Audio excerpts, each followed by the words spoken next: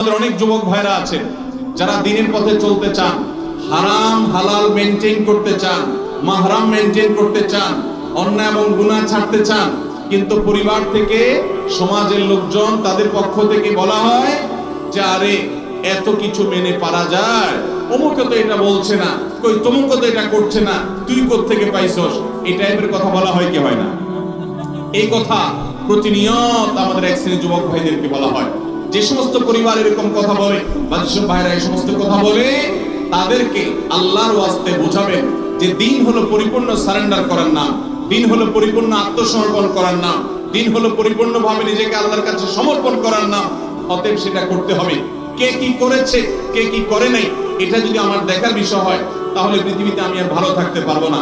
আল্লাহ কোরআনে কারীমে বলেছেন, ওয়ালা তুতি আকসারা মান ফিল আরদি লা ইউদিল্লু, তুমি যদি পৃথিবীর বেশিরভাগ মানুষ কি করে সেদিকে তাকাও, তাহলে তারা তোমাকে পথহারা করে দিবে। অতএব কে কি করেছে, বেশিরভাগ লোক কি করেছে, এটা আমি দেখবো না, আমি দেখবো কোরআন এবং হাদিসে কি আছে, আমি সেটাকে অনুসরণ করবো। তাদেরকে বুঝাতে হবে, উলামা ইকরামের কাছে নিতে হবে, কোরআন হাদিসের জ্ঞান তাদেরকে দিতে হবে। ইনশাআল্লাহ তারা এই সমস্ত ফিতনা থেকে তখন বাঁচতে পারবেন। আল্লাহ হেফাজত করুন এবং হেদায়েত দান করুন।